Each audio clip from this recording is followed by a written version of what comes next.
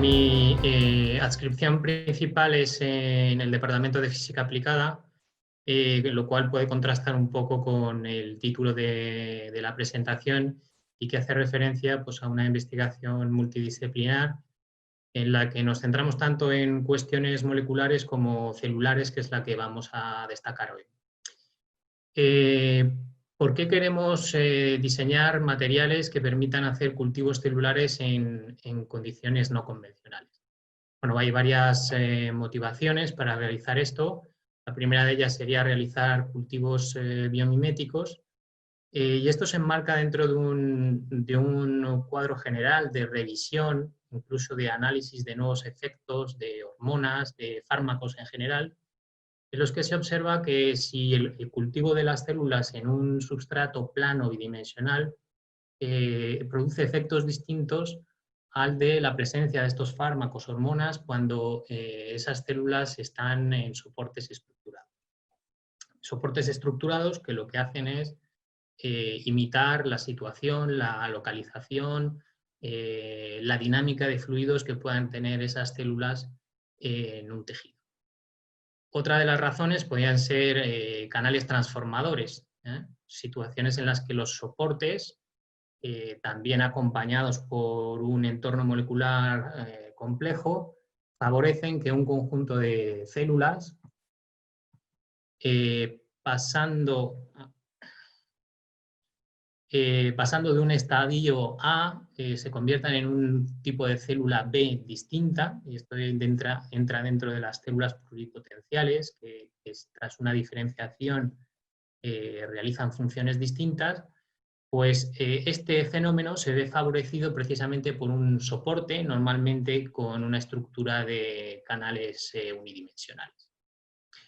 Y como aplicaciones un poquito más futurísticas, se están empezando a desarrollar sistemas que autónomamente, sin necesidad de un aporte energético, permiten a cultivos celulares mixtos, que tengan células de tipo A y de tipo B, tras un cierto periodo de autoordenación, separarse en cultivos A y cultivos B. ¿Con qué herramientas contamos para realizar este tipo de proyectos? Bueno, pues nuestro entorno general de trabajo es el de las técnicas físico-químicas de modificación superficial, y lo que ya es una característica más personal o, digamos, de grupo, es que lo hacemos de una manera combinada. Utilizamos transiciones que son en líquidos, normalmente utilizando la electroquímica, aunque pueda estar asistida también por luz, combinadas con transiciones en fase gas o incluso en vacío, utilizando especialmente haces de iones, como bien ha dicho Gastón también, utilizando láseres. Utilizamos también una gran diversidad de materiales, de naturalezas muy variables, y en eso, bueno, pues tenemos una experiencia pues desde metales, cerámicos, semiconductores como mundo inorgánico, a polímeros, especialmente los relacionados con cultivos celulares, ingeniería de tejidos, y a materiales un poquito más complejos, pero que son una buena transición entre los inorgánicos y los orgánicos, que son los híbridos Solge.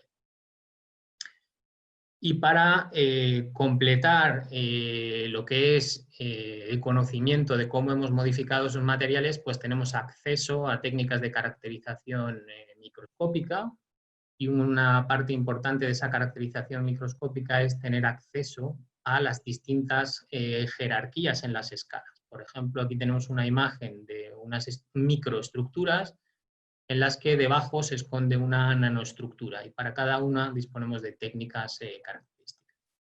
Utilizamos técnicas también de caracterización de superficies, algunas incluidas dentro de las técnicas que ha mencionado Gastón en el CEMAM, y otras como técnicas de fotoelectrones. Y para la aplicación concreta, lo que buscamos son contrastes de tensión superficial, y eso se puede ver muy bien mediante una caracterización funcional de tensión superficial, ángulos de contacto, la cual se puede modificar también artificialmente mediante conductividad, ¿vale?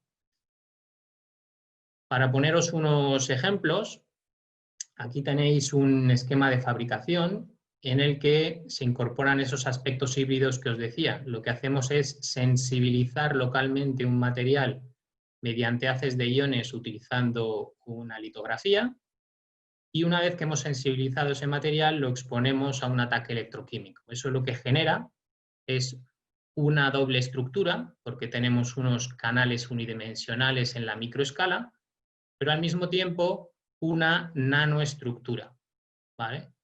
Eso genera contrastes de propiedades de tensión superficial y las células son sensibles a esos contrastes, se ordenan, migran en esas direcciones y, como os digo, en distintas estructuras de migración y en distintas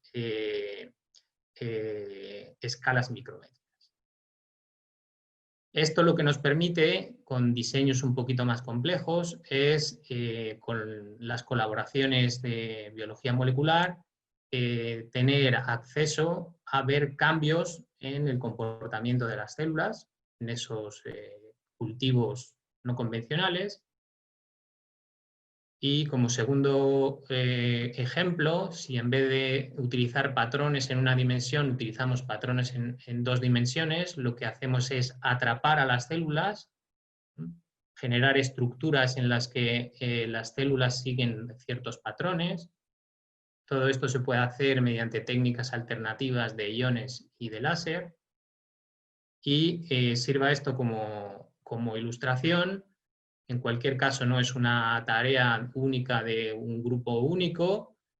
Por supuesto, contamos con el CEMAM, pero muchas otras instituciones del campus o no del campus, públicas, privadas, sanitarias o del mundo de los materiales. Y nos gustaría pues, poder continuar en esta línea de colaboración. Y con esto concluyo la presentación. Muchas gracias.